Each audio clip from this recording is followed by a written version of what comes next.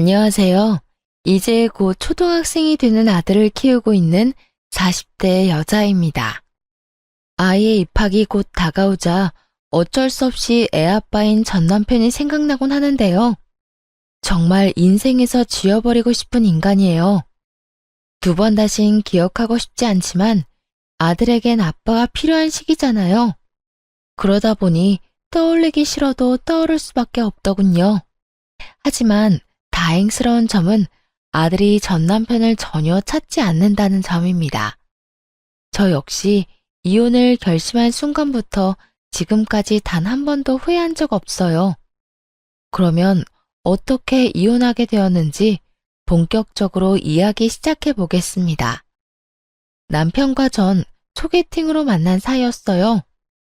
처음엔 솔직히 남편의 외모가 마음에 들었습니다. 몇 번 만나다 보니 다정한 성격도 좋더라고요. 그렇게 2년 남짓한 시간을 만나오는 동안 남편은 한결같았습니다. 항상 저를 아껴주고 사랑해 주었죠.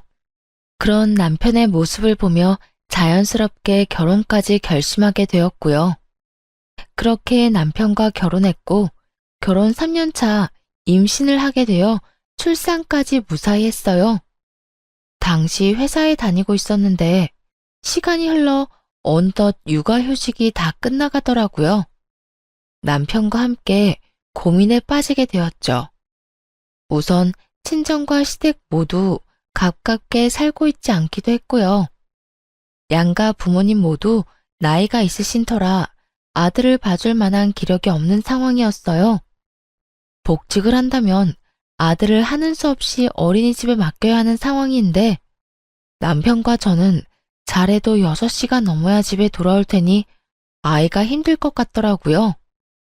그렇게 고민이 깊어지던 어느 날 남편이 큰 결심을 한 듯 말하더군요. 다름 아닌 퇴사를 하라고 말이죠. 여보, 내가 생각 많이 해봤는데 그냥 당신 퇴사하는 건 어때? 우리 주민이 생각하니까 도저히 마음이 안 놓여서 안 되겠어. 저 어린 걸 아침부터 저녁까지 어린이집에 어떻게 보내? 뭐? 퇴사? 내가 퇴사하면 당신이 너무 힘들어지지 않을까? 아무래도 버는 돈이 적어질 텐데 당신 부담도 커질 테고 말이야. 그래도 내가 한 집의 가장인데 그 정도 부담감은 어깨에 얹고 살아야지. 다른 건 몰라도 돈 때문에 망설이는 거면 그냥 퇴사해. 내가 더 열심히 벌면 되니까. 당신 지금은 이렇게 말해놓고 나중에 딴소리 할 건 아니지? 막 생활비로 눈치를 준다거나 나한테 쓸데없는 돈 쓴다고 핀잔 두면 안 돼? 에이, 당신은 날 그렇게도 몰라? 내가 그런 걸로 눈치나 줄 사람으로 보여? 우리 연애까지 합치면 5년 넘게 보고 살았어. 그 정도 봤으면 나 잘할 텐데. 사람 일이란 건 어떻게 될지 모르는 거니까 하는 말이야. 어쨌든 당신이 그렇게까지 말하니까 나도 진지하게 생각은 해볼게. 더 생각하지 말고 그냥 퇴사해. 애는 엄마가 봐야지 안정감도 느끼고 건강하고 밝게 자라는 거야. 일단 퇴사하고 준민이한테 집중하고 느끼자. 알겠지? 정말 돈 때문에 싫은 소리 할 일은 없을 테니까 그 부분은 걱정도 하지 마. 남편은 이렇게 호언장담을 했고 철석같이 그 약속을 믿고 퇴사했죠. 퇴사 후 집에서 애를 보기 시작했을 때 남편은 노력하는 듯 했어요. 온종일 말도 못하는 아들과 씨름하느라 고생하는 저를 안쓰러워하기도 했고 1시간이라도 더 자라며 퇴근 후에 아들을 대신 돌봐주기도 하고요. 여보, 들어가서 좀 자. 피곤해 보인다. 아니야, 당신도 피곤하잖아. 난 괜찮으니까 당신이나 좀 쉬어. 괜찮기는? 당신 지금 쓰러질 것 같아.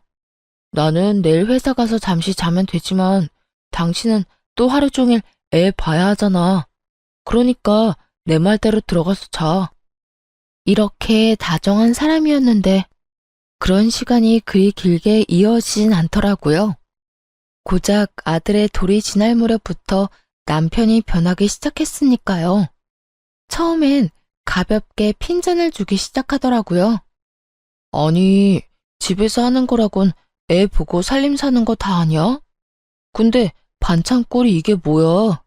먹을 만한 게 하나도 없잖아. 남편 말만 들으면 밥상을 아주 무성의하게 차렸을 거라 생각하실 수도 있겠네요. 전혀요.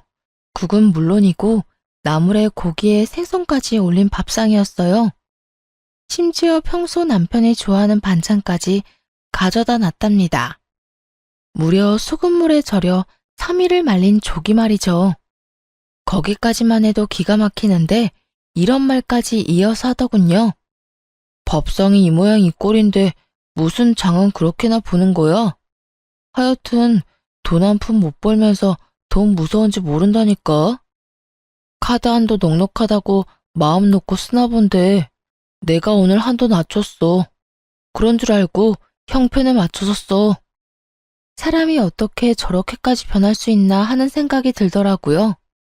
언제는 돈 때문에 싫은 소리 하는 일은 절대로 없을 거라고 하더니 1년 만에 완전히 변한 모습이 참 놀랍기까지 하더군요. 심지어 그날의 몇 달 전만 해도 이런 말을 했던 사람입니다.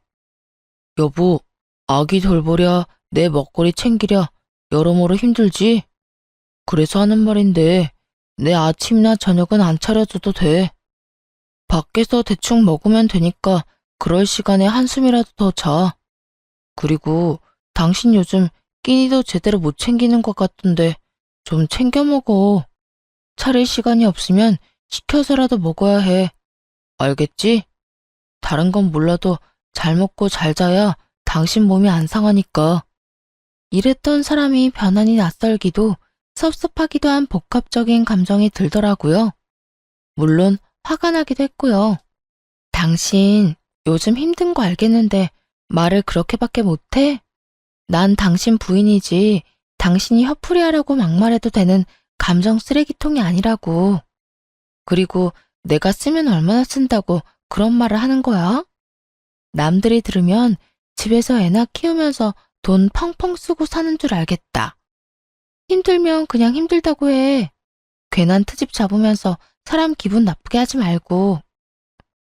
화풀이 하는 게 아니라 현실이 그렇잖아. 나는 힘들게 나가서 돈 벌어오는데 반찬 투정도 못해. 그리고 당신이 집에서 놀면서 돈 쓰는 것도 맞잖아. 놀아? 내가 노는 걸로 보여? 나 하루 종일 집 치우고 애 보고 먹이고 씻기고 하느라고 바빠. 오죽하면 내 몸은 제대로 씻지도 못하고 밥은 제대로 챙겨 먹지도 못해. 그런 와중에 당신 좋아하는 조기에 국에 나물 반찬까지 해줬더니 뭐? 놀아? 먹을 게 없어? 그렇게 먹기 싫으면 당신이 해먹어. 그러면 되겠네. 꾹꾹 화를 참다가 결국 남편에게 한 소리 해버렸습니다. 그러자 남편은 뭐라 대꾸할 말조차 없었는지 조용히 밥만 먹기 시작하더군요. 그날 이후 남편은 한동안 군말 없이 그저 지켜보더라고요. 애가 클수록 돈 든 데가 많아지는데 일정한 금액 이상의 지출은 안 했거든요. 물론 그때 따끔하게 말한 것도 효과가 있었겠죠. 그렇게 겨우 남편이 제정신으로 돌아왔나 했는데 이번에는 당연한 것을 트집 삼아 시비를 걸기 시작했어요. 그 당연한 것이란 아들의 우유였는데 돌 이후에 분유를 끊고 우유를 먹였거든요. 그날도 아들에게 우유를 건네주고 있는데 남편이 이렇게 말하더라고요. 인상은 있는 대로 잔뜩 찌푸리고 날이 선 목소리로 말이죠. 그 우유는 도대체 언제까지 먹어야 하는 거야? 겨우 분유 끊어서 돈 좀 덜 들겠다 싶었더니 이제는 우유를 마시는 거야? 우유값 때문에 허리가 휘겠네 휘겠어. 순간 잘못 들은 것인가 하는 생각도 들더라고요. 들은 말이 그만큼 황당하고 어이가 없었으니까요. 다른 것도 아닌 아들이 먹어야만 하는 우유를 가지고 저딴 말을 하다니요. 도무지 참을 수가 없어 남편에게 더욱 단호하게 말했죠. 당신 진짜 계속 이런 식으로 눈치 줄 거야? 나 퇴사시킬 때 뭐라고 했어? 다른 건 몰라도 돈 때문에 눈치 주는 일은 없을 거라며. 내가 뭘 어쨌다고 그래? 몰라서 물어? 다른 것도 아니고 애한테 꼭 필요한 우유 먹이는 건데 뭐? 그걸로 허리가 휘네 마네. 하루 종일 툴툴거렸잖아. 그것뿐이야. 생활비 가지고도 입댄 적이 한두 번이 아니야. 당신 이러려고 나 퇴직하게 만들었어? 이러려고 잘 다니던 회사 그만두라고 했냐고. 계속 이런 식으로 할 거면 당신이 회사 그만두고 집에서 살림하고 육아나 해. 내가 어떻게 해서든 당신 벌어오는 만큼 벌어올 테니까. 노발대발하며 쏘아대자 남편은 되지도 않은 말로 상황을 모면하려 애쓰더라고요. 아니, 난 우리 아들이 너무 많이 먹어 돈이 아깝다는 게 아니라 우리 준민이가 잘 먹으니까 더 열심히 돈 벌어야겠다는 의미로 한 말이었어. 오해하지 마. 이 말 같지도 않은 변명을 듣는데 더욱 화가 나더라고요. 그래서 단호하게 한 번 더 남편에게 경고를 해주었죠. 오해? 누가 들어도 짜증났다는 말투였거든? 당신, 나랑 준민이를 당신 등골이나 빼먹는 인간이라고 생각해? 그딴 생각 가지고 우릴 대할 거면 당장 회사 그만둬. 알겠어? 이런 일이 있고 난 후 남편은 더는 별말하지 않더라고요. 아들 때문에 돈을 쓰는 것에는요. 그 다음 어떤 일이 벌어졌는지 예상이 가시나요? 이번엔 제가 쓰는 돈에 더욱 치사하게 굴기 시작했답니다. 아들을 홀로 돌보느라 고장난 손목을 치료받기 위해 병원에 갔던 날이었어요. 그런데 글쎄 그걸 가지고 잔소리를 하기 시작하더라고요. 당신 오늘 병원 갔었어? 왜? 어디 아파? 아, 손목 아파서. 애가 아직 제대로 못 걸으니까 안을 일이 많잖아. 무겁기도 하고 말이야.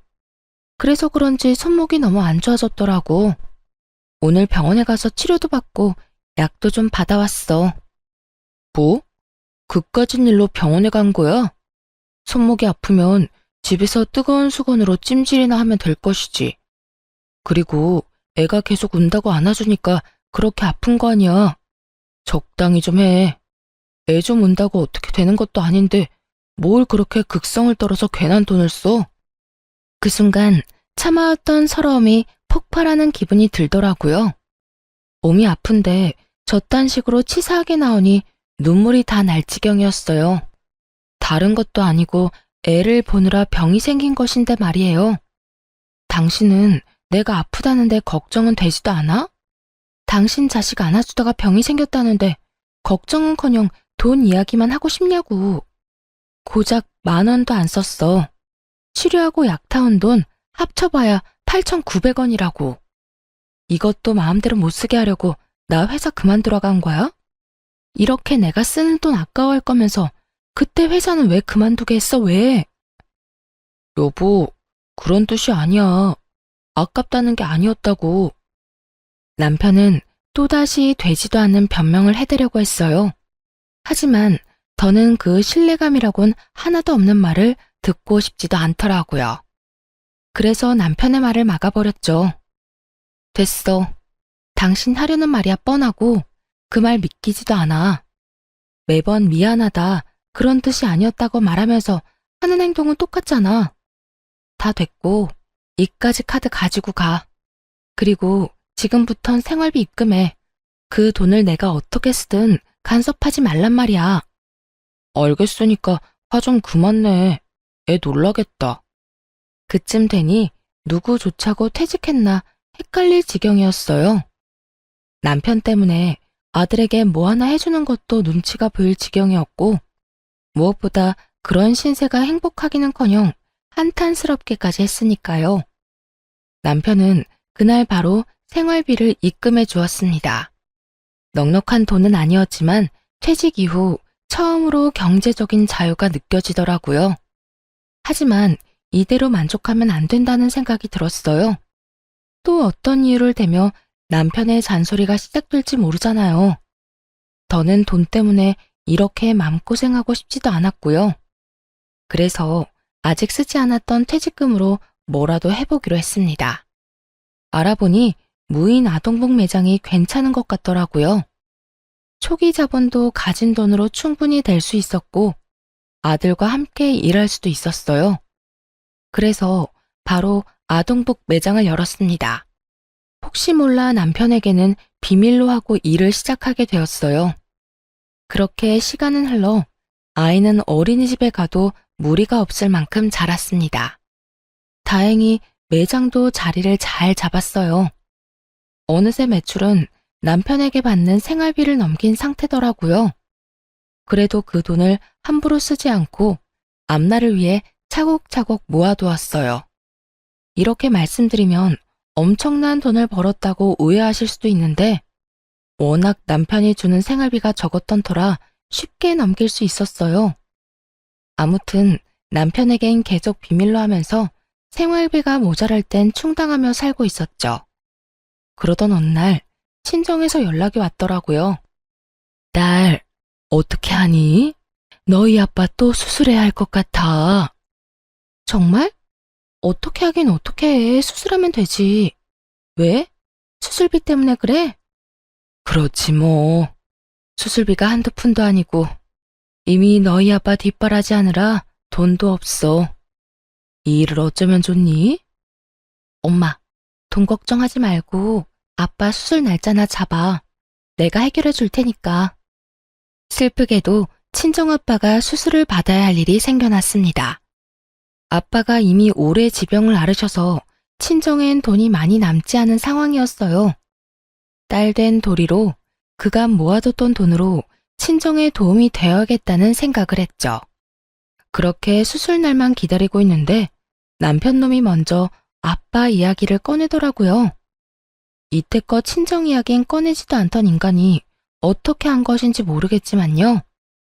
갑자기 대화를 하자길래 무슨 이야기인가 싶어 들어보니 정말 가관이더군요.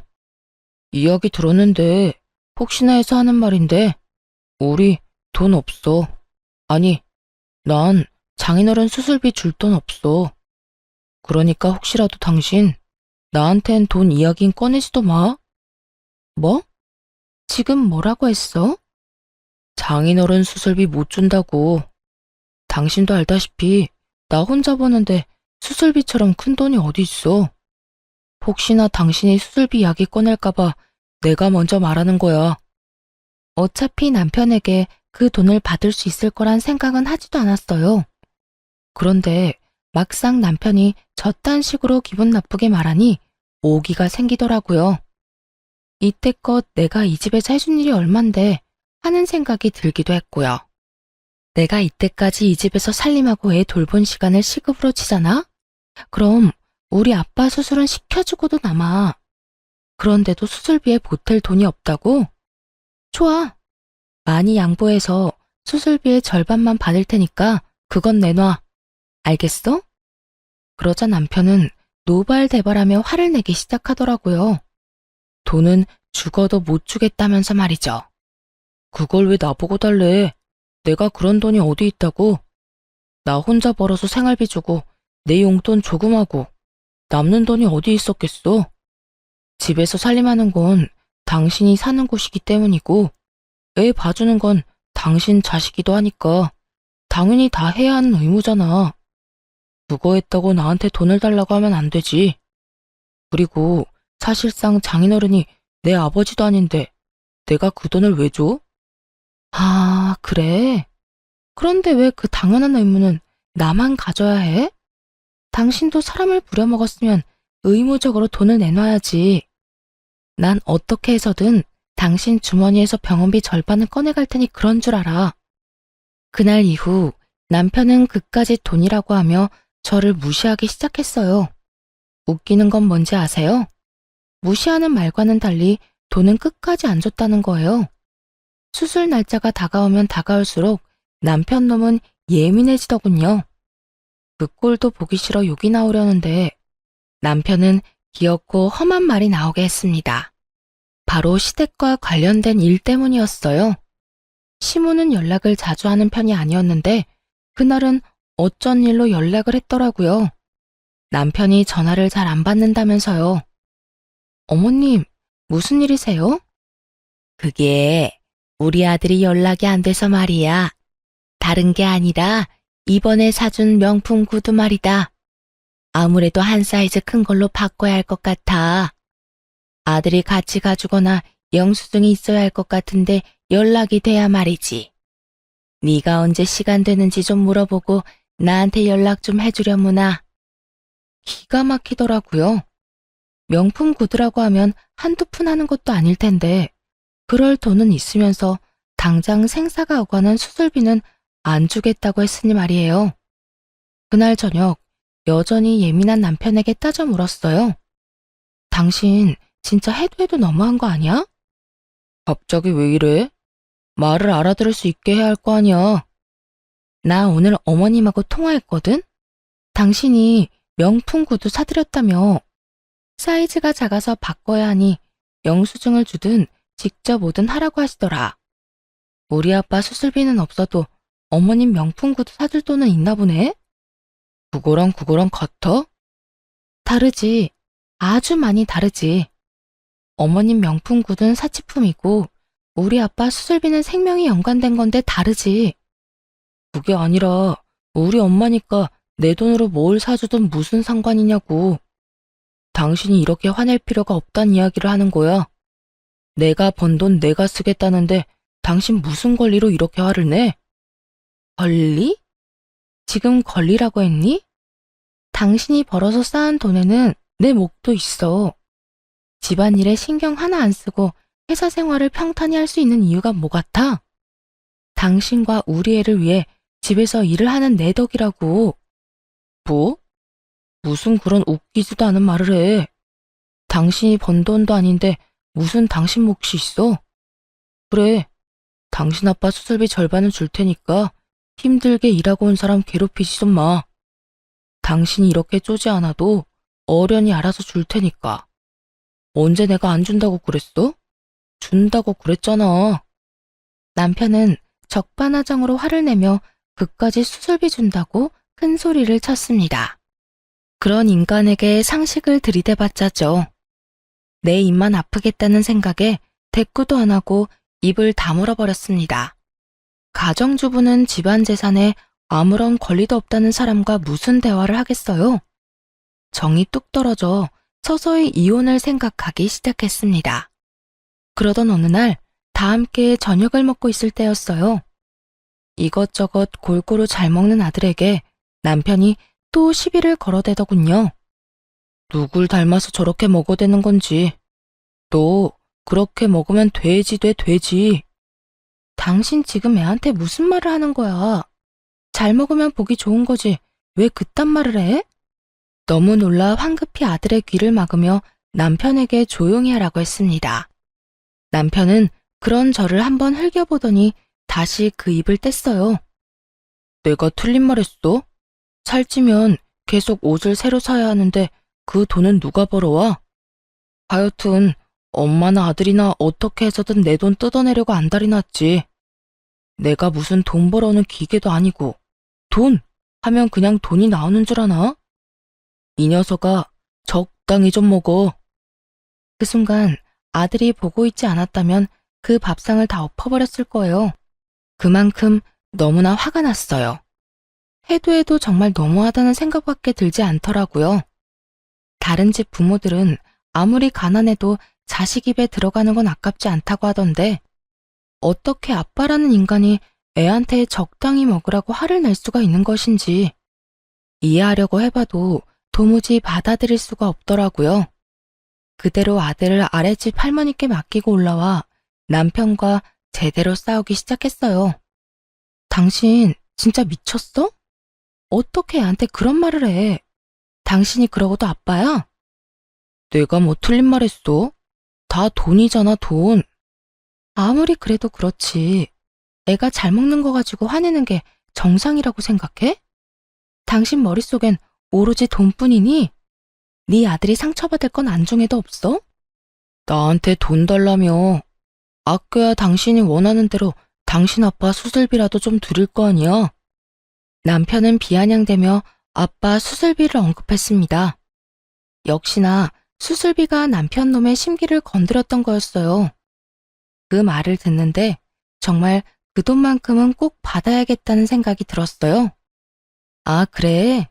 그러면 지금 당장 줘. 이때껏 우리한테 많이 아꼈으니 그 돈 당장 줄 수 있을 거 아니야. 당신은 나 보면 돈밖에 생각이 안 나냐? 나한테 맡겨놓은 돈이 있는 것도 아니면서 왜 자꾸 돈을 달래? 당신이 그따위로 구니까 돈 타령을 하지. 방금 한 말 기억 안 나? 아껴야 우리 아빠 수술비라도 줄 거 아니냐며. 돈 이야기 먼저 꺼낸 건 당신이야. 그렇게 한참을 돈 이야기를 하며 싸웠어요. 그러다 어느 순간 남편이 갑자기 저를 멍하니 보더니 이혼하자고 하더군요. 우리 이혼하자. 뭐? 지금 이혼하자고 했니? 지금 이혼하자고 할 사람이 누군데 이 인간이 감히? 이 상황이 믿기지 않아 다시금 남편에게 되물었어요. 그러자 남편은 고개까지 끄덕이며 이혼하자고 말하더군요. 이혼해. 아무리 생각해도 내가 당신 아빠 수술비를 왜 줘야 하는지 모르겠어. 정확히는 내가 왜 당신 친정일까지 다 책임져야 하는 건지 모르겠다고. 이번 한 번만 도와주면 끝날 문제도 아니잖아. 앞으로 이런 일이 일어날 때마다 나한테 돈 타령할 거 아니야? 내가 왜 힘들게 번 돈으로 남 뒷바라지나 해야 해? 난 그렇게 살기 싫어. 배우자의 부모까지 부양해야 하는 의무가 없다는 거 저도 잘 압니다. 하지만 이건 아니다 싶었어요. 수술비 전액을 요구한 것도 아니고 절반만 달라고 했을 뿐인데 저러다뇨. 또 남편이 본인 부모님한테는 얼마나 끔찍해 하는지 아세요? 철마다 여행 보내드려. 조금만 앓는 소리가 나오면 몸에 좋다는 보약 지어드려. 몸보신하라고 용돈 봉투까지 두둑하게 드린다니까요. 게다가 최근에는 명품 구두까지 사드린 걸 알고 있었기에 더욱 화가 났죠. 아내 덕에 마음 편히 회사 생활하며 번 돈으로 온갖 효자짓은 다 한 주제에 이제와 처가댁에 들여야 하는 돈이 아까우니 저를 버리더군요. 누구는 애보고 살림하느라 집에서 하루하루 늙어갔는데 말이에요. 그러니까 당신 부모님 여행 보내주고 용돈 준 거는 당연한 거고 우리 부모님껜 수술비 절반 드리는 것도 아까워서 이혼하겠다. 이 말이네? 그래, 하자 이혼. 나도 당신 같은 인간이랑 더는 살고 싶지도 않아. 그런데 당신 그건 알지? 나랑 이혼하면 당신 재산 분할해줘야 하는 거. 각오나 단단히 하고 있어. 아무리 좋은 변호사를 선임해도 나한테 재산 분할은 무조건 해줘야 할 테니까. 그러자 화들짝 놀란 남편이 화를 내더라고요. 재산 분할 문제는 전혀 생각지도 못한 듯 했어요. 이혼을 하자는 놈이 그런 건 예상도 못했다니 참 한심스럽기 짝이 없더군요. 뭐? 재산 분할? 당신이 내 재산 불리는데 뭘 했다고 나눠줘. 당신이야말로 이상한 꿈 같은 건 꾸지도 마. 가지고 갈 게 있긴 하겠네. 이 집 살 때 당신이 절반 냈었으니까 집 팔아서 절반 줄게. 그거나 받고 떨어져. 앞으로 어떻게 될진 지켜보면 알겠네. 네 말이 맞을지 내 말이 맞을지 말이야. 어쨌든 당장 이 집에서 나가줄래? 뭐, 당신이 혼자 우리 아들 케어할 수 있으면 내가 나가도 되고. 남편은 그대로 대꾸도 없이 집을 나가버렸습니다. 아쉬울 것 하나 없이 바로 변호사를 선임해 이혼을 준비했어요. 그동안 아빠는 수술을 무사히 마치셨고 천만다행으로 잘 회복하셨어요. 수술비는 당연히 제가 혼자 마련해드렸죠. 그렇게 한결 편안한 마음으로 이혼 준비에 박차를 가하던 어느 날이었습니다. 언젠가부턴가 신경 쓰이는 일이 생겨나더군요. 그건 바로 며칠 동안 똑같은 자동차가 뒤를 쫓고 있다는 것이었어요. 처음엔 그저 착각이겠거니 했는데 신경을 쓰고 살펴보니 타깃이 저더라고요. 덜컥 겁이 나 곧바로 경찰에 신고했죠. 그렇게 경찰서에서 그 남자의 정체를 알게 되었는데 다름 아닌 남편의 부탁을 받고 제 뒤를 쫓던 사람인 거예요. 들어보니 그 남자는 남편의 지인 동생으로 용돈벌이 겸 저를 쫓았다고 하더라고요. 전 그냥 아줌마를 쫓아다닌 것뿐이라고요.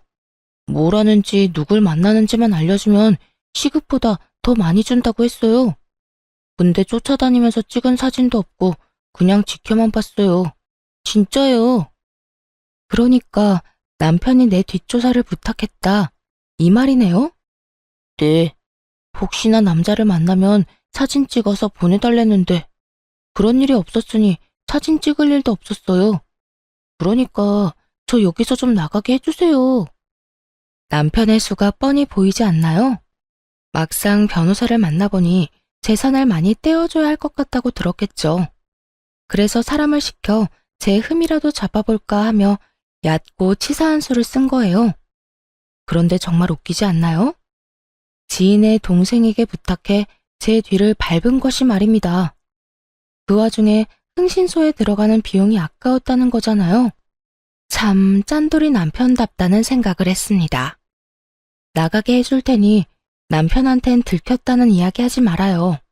그냥 하던 대로 나 쫓는 척하면서 용돈 받아 쓰세요. 알겠어요? 네, 알겠어요.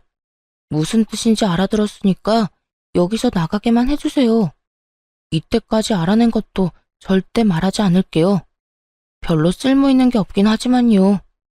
남자는 그대로 구속이라도 될까 겁이 나는지 시키는 건 뭐든 하겠다고 했습니다.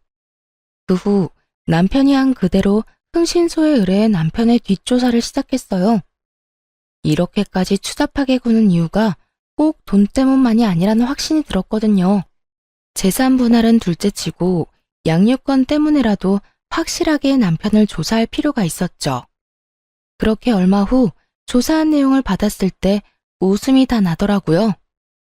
사모님, 알아보니 남편분 유흥업소를 다니고 있더라고요. 물론 불법 업소이고요. 다니기 시작한 건 3년도 넘었고요. 주로 회사 동료들이랑 다니더라고요. 게다가 거기에서 만난 여자랑 살림까지 차렸던데요. 뭐 집이 좋은 건 아니고 작은 원룸 하나 얻어줬더라고요. 여자한테 생활비나 용돈 주면서 지내고 있고요. 그리고 그때 말씀하신 사모님 뒤 밟았던 청년이 있잖아요. 그 청년은 그 여자 동생으로 확인됐고요. 그 여자가 걸친 게 전부 명품이던데 그거 역시 전부 남편분이 사준 거예요. 남편은 돈 타령을 하기 시작했을 때부터 회사 동료들과 유흥업소를 다녔던 거예요. 상간녀에게 생활비뿐만 아니라 명품 옷에 가방까지 사주면서요. 장인어른 수술비가 아까워 이혼까지 결심한 사람이 말이죠. 뭐 이제는 화도 나지 않았어요. 늘 돈이 없다는 말을 달고 살더니 저랬으니 돈이 없었겠구나 싶을 뿐이었죠. 일단 이혼은 진행되었습니다. 그동안 어린 아들에게 폭언을 해온 것, 쥐꼬리만한 생활비만 주면서 온갖 생색을 다 내며 무시로 일관했던 것, 그러면서도 밖에선 외도를 저지르고 있었던 것이 다 인정되었죠. 다행히 양육권은 물론이고 재산 분할까지 유리한 쪽으로 판결받게 되었어요. 물론 상간녀 소송도 해서 상간녀에게 위자료도 받았고요. 그런 와중에 전 남편 놈이 뭐라고 했는 줄 아세요? 이럴 줄 알았으면 그냥 수술비나 주고 말았지. 재산 분할에 위자료까지 이렇게 많이 주게 될지 몰랐는데 이게 뭐야? 변호사 비용은 비용대로 들고 돈은 돈대로 뜯기고. 아니, 무슨 법이 이래? 참 대단하지 않나요?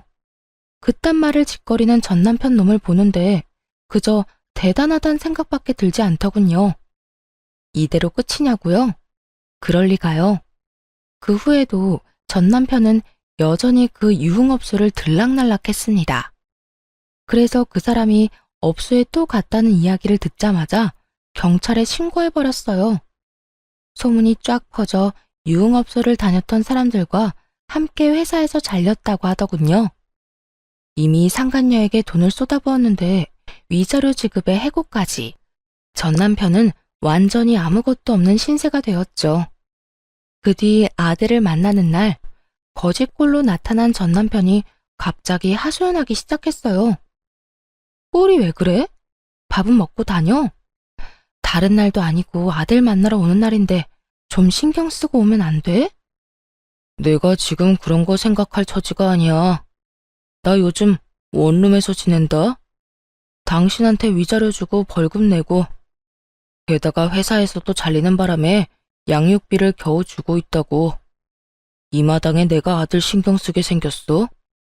그래서 뭐, 그런 와중에 양육비는 줘서 고맙다고 인사라도 해주길 바라는 거야?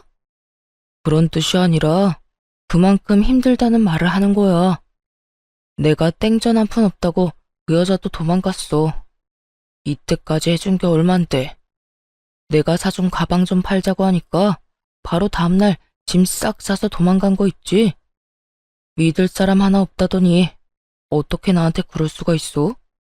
들어보니 상간녀는 뒤도 돌아보지 않고 도망을 갔다고 하더라고요. 전 남편에게서 더는 빼먹을 것도 없고 받은 것까지 뺏길 위기에 처하니 그랬겠죠. 그래서 남편은 상간녀와 함께 살고 있던 원룸에서 혼자 지내고 있다고 했어요. 아들과는 눈도 마주치지 않는 남편의 모습에 더는 의미가 없다는 생각이 들었어요. 당신 진짜 제정신 아니구나. 나한테 한 짓이 얼만데 내 앞에서 하소연이나 하고 싶어? 그딴 말 할 거면 애 보자고 하지 마. 애랑 시간은 같이 보내지도 않으면서 왜 꼬박꼬박 만난다고 그 성화야? 내가 오죽했으면 아들 보러 와서 이런 말이나 하고 있겠어. 당신도 참 여전하다. 어떻게 된 사람이 감정이란 게 없어? 당신은 이 모양 이 꼴로 사는 내가 불쌍하지도 않아. 당신이 다 자초한 일인데 내가 왜 불쌍히 여겨야 해? 그러게 인생 좀 똑바로 살지 그랬어. 그딴 데서 만난 여자가 당신한테 지조나 지키면서 살 줄 알았어? 다 목적이 있으니까 당신 옆에 붙어 있었던 거지. 뭐? 진짜 말 그따위로밖에 못해? 이렇게 말해주는 것도 감지덕지 여기며 살아. 더 할 말 없으면 이만 갈 테니까 양육비나 제대로 보내. 그렇게 당시 지내고 있던 친정에 아들과 함께 돌아왔습니다.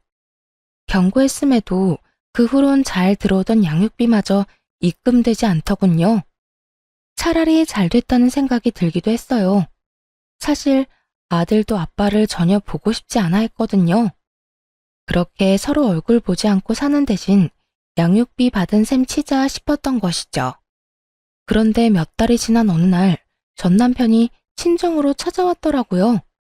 마지막으로 본 모습보다 더 거짓골을 하고 말이에요. 여보, 당신 가게 대박 났다며? 나 다 들었어. 언제 그런 가게를 차린 거야? 당신 정말 대단하다. 여기까지만 들어도 전 남편의 추악한 계획을 알 것 같더라고요. 제가 사업을 해서 대박 났다는 소식을 듣고 빌부터 볼까 하며 찾아온 것이었어요. 도대체 어디서 어떻게 저런 소식을 전해 들었는지 알지는 못하겠지만요. 그 이야기는 또 어떻게 들은 거야? 그래, 나 대박 났어. 그런데 그게 왜? 당신이랑 아무 상관도 없는 일이잖아. 에이, 무슨 말을 그렇게 섭섭하게 해. 우리가 이혼은 했어도 우리 사이에 아들이 있는데 완전히 남남이 될 수는 없잖아. 아들? 아들 생각하는 사람이 아들 먹는 거 입는 걸 그렇게 아까워했어? 유흥업소나 들락날락하면서? 당신 지금 이러는 거 가증스러워. 왜 갑자기 아들 사랑하는 아빠 코스프레야? 같이 살 때는 아들 한번 제대로 안아준 적도 없었으면서. 잘못을 오목조목 짚어주자 전 남편은 할 말이 없었는지 조용히 듣기만 하더군요. 그러다 갑자기 무릎을 꿇고 빌기 시작했어요. 여보, 이때까지 내가 당신이랑 우리 아들한테 잘못하고 살았던 거 알아. 그땐 딴 곳에 정신이 팔려서 무슨 짓을 하고 있는지도 모르고 살았었어. 내가 정말 미쳤었나 봐. 그딴 짓이나 하고 돌아다니다니. 당신 같은 여자랑 금쪽 같은 내 새끼한테 탕 쳐주는지도 모르고 말이야. 그러다 울겠다 울겠어. 꼴 같자는 반성 그만하고 준비한 말이나 꺼내놔. 그 되지도 않는 반성하는 연기 더는 보고 싶지도 않아. 연기라니. 난 진심이라고. 그리고 딱히 준비한 말은 아닌데 나 진짜 반성 많이 하고 깊게 후회했어. 그래서 하는 말인데, 우리 다시 같이 살면 안 될까? 아니나 다를까 전 남편은 눈치를 살피며 재결합하자고 하더라고요. 그것도 아들을 내세워서 말이죠. 우리 아들을 아빠 없는 애로 키울 거야? 지금은 괜찮은지 몰라도 점점 자라면서 내가 필요한 상황이 많아질 텐데, 더군다나 딸도 아니고 아들이잖아. 아들은 크면 클수록 아빠 손이 필요하다는 거 알지? 그러니까 우리 아들 생각해서라도 나 좀 받아줘. 내가 앞으로 잘할게. 너 진짜 미쳤지? 감히 내 아들을 핑계로 재결합을 운운해? 진짜 끝까지 최악이구나. 네가 한 짓이 있는데 어떻게 이제 와서 그딴 말을 해? 그러니까 내가 이렇게 빌잖아. 정말 반성 많이 했다니까.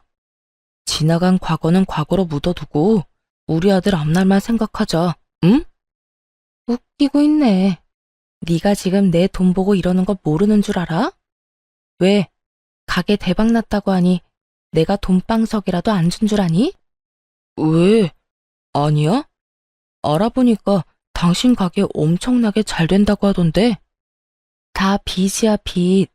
가게 차리는데 한두 푼 드는 줄 알아? 내가 저 빚 갚는다고 등골이 휘는데 이 와중에 당신까지 책임져 주길 바래? 시험 삼아 거짓말로 가진 거라곤 빚밖에 없다는 말을 해봤습니다. 그러자 전 남편은 그제야 가면을 벗고 욕을 하며 몸을 일으키더라고요. 그것이 전 남편의 본 모습이었던 것이었죠. 어이씨, 그런 거였으면 진작 말했어야 할 거 아니야. 괜히 시간 낭비만 했네. 하긴 당신 같은 여자가 돈방석에 앉았으면 너도 나도 다 가게 차렸겠지. 게다가 위아래로 훑어보며 비아냥대기까지 했어요. 곧 자신에게 닥칠 앞날을 알지도 못한 채 말이에요. 그래, 이게 당신 본 모습이지. 반성은 개뿔. 그것도 다 연기지? 그래, 내가 반성할 게 뭐 있어? 아니, 당신이 오죽 형편없었으면 내가 나가서 돈 주고 그런 짓을 했겠어? 당신이랑 그때까지 살아준 것만 해도 고맙게 생각하라고. 내가 당신 같은 여자랑 같이 산다고 얼마나 괴로웠는지 알기나 해. 나만 보면 돈 타령해 애는 울기나 하지. 어느 하나 마음에 드는 게 없었다고. 고삐 풀린 망아지처럼 폭언을 뱉는 전 남편에게 참지 못하고 손을 올려버렸어요. 그러자 전 남편은 붉어진 뺨을 어루만지며 발악을 하더라고요. 네가 뭔데 날 때려? 가진 건 쥐뿔도 없는 주제에 네가 뭔데 날 때리냐고. 가진 게 있으면 때려도 되는 거야? 사실은 나 빚 하나도 없어. 또 돈방석에 앉은 것도 맞아. 뭐? 그러면 다 거짓말이란 거야? 차라리 꿈이라면 좋겠다고 생각하는 표정이었어요. 그랬겠죠. 어떻게든 빌붙어 보려고 찾아왔는데 어리석게 거짓말에 속아 다 망쳤으니까요. 심지어 그딴 폭언까지 해댔으니 재결합의 꿈은 이미 저 멀리 사라진 후였죠. 절망 가득한 표정의 전 남편을 보며 더 절망스러운 이야기를 해줬습니다. 당신이 어떻게 반응할지 궁금했거든. 진심으로 반성한 건 맞는지 알아보고 싶기도 했고. 그런데 역시나 어떻게 사람이 한순간에 이렇게 변하냐? 아참, 나 그리고 곧 당신 덕분에 더 큰 돈방석에 앉을 예정이다? 뭐? 그게 무슨 말이야? 당신이 이때까지 안 준 양육비 있지? 나 그거 더럽고 치사해서 안 받으려고 했거든? 그런데 당신 하는 꼴 보니 안 되겠다. 양육비 청구 소송할 거니까 각오해. 이때까지 안 준 거에 앞으로 줘야 할 양육비까지 얹어서 받아낼 테니까. 그러자 전 남편은 또다시 무릎을 꿇고 빌기 시작했습니다. 꼴 보기도 싫어서 질질 끌어다 집에서 내쫓아 버렸어요. 이딴 짓만 하지 않았더라면, 아니, 그 더러운 입에 아들을 들먹이지만 않았더라도 더럽고 치사해서 밀린 양육비는 받지 않으려고 했는데 안 되겠더라고요. 전 남편 놈이 저렇게 나오니 하나도 남김없이 다 받아내야 하겠더군요. 그렇게 큰 코 다쳐봐야 두 번 다신 저딴 짓거리를 못할 테니까요. 그 후 지체할 것 없이 양육비 청구 소송을 진행했습니다. 그간 받지 못한 양육비와 함께 일시금 지급까지 받아낼 수 있었고요. 다시 전 남편이 찾아오는 일은 없었지만 간간히 소식은 들려오더라고요. 들어보니 양육비를 주기 위해 전 시댁에 손을 벌렸다가 연이 끊겼다고 하더군요. 그 뒤론 아무 소식도 들을 수 없었어요. 하루하루는 참 길고 고단했는데 돌아보니 세월 참 빠르게도 흘러갔더라고요. 그동안 울기도 많이 울었지만 그래도 참 행복했던 것 같습니다. 저의 가게에서는 이제 아동복뿐만 아니라 성인복도 함께 판매하고 있어요. 또 온라인 사업도 한번 해보려고 구상하고 있는 중이에요. 그리고 눈에 넣어도 아프지 않은 아들은 개구장이 8살이 되었어요. 엄마 사랑해 라는 입에 말을 달고 살 정도로 사랑꾼이 되었는데요. 사랑 고백을 하는 아들을 볼 때마다 그간의 고생이 눈 녹듯 사라지는 기분입니다. 아들은 아빠 이야기를 전혀 꺼내지 않는데 오히려 그래서 더 안쓰럽더라고요. 목욕탕에 간다거나 수영장에 갈 때 이것저것 아빠의 손길과 도움이 필요할 텐데 씩씩하게 혼자 해내는 모습이 대견스럽기도 하고요. 그래서 어느 날은 아들에게 물어봤습니다. 아빠가 보고 싶진 않냐고요. 그랬더니 아들이 이렇게 대답하더라고요. 엄마, 나한텐 엄마가 아빠이기도 해. 그런데 왜 아빠가 보고 싶겠어? 나 기억이 흐릿하지만 아빠가 엄마랑 나한테 말이랑 행동 함부로 했던 거 기억나. 이혼하고 만나러 왔을 때도 나보고 웃어준 적 없었잖아. 그런 사람이 아빠라면 차라리 안 보고 살고 싶다고 생각했어. 실제로 안 보니까 더 좋았고. 그러니까 엄마, 내 걱정은 하지 마. 난 이제 엄마가 행복했으면 좋겠어. 대견하고 안쓰러운 만큼 아들을 더 많이 사랑해주고 아껴주려고 합니다. 앞으로도 아들과 함께 잘 살아가기 위해서요. 다들 응원해 주실 거죠? 이로써 저의 사연도 끝이 났네요. 주변에 저와 같은 이유로 이혼을 고민하고 있는 분들이 많이 계시더라고요. 맞벌이 부부도 그들만의 고충이 깊겠지만 집에서 독박 육아하시는 분들의 고충도 정말 이루 말할 수 없이 깊겠죠. 직접 겪어봤으니 너무나 잘 알고 있습니다. 처음엔 고맙다던 남편이 내 노력을 당연하다고 치부해버리는 일이 많더군요. 집에서는 살림하랴 애 보느라고 몸이 나만하질 않는데 말이에요. 집안일하고 육아하느라 돈을 벌지 못하는 것이 죄는 아닙니다. 가정주부, 한 아이의 엄마라는 직업이 얼마나 대단한 것인지 우리는 알고 있잖아요. 그러니까 기죽지 말고 할 말은 하고 내 권리는 찾아가면서 집에서 일합시다. 꼭 이 말을 해드리고 싶었어요. 다들 화이팅입니다. 긴 글에 함께 해주신 분들 감사합니다.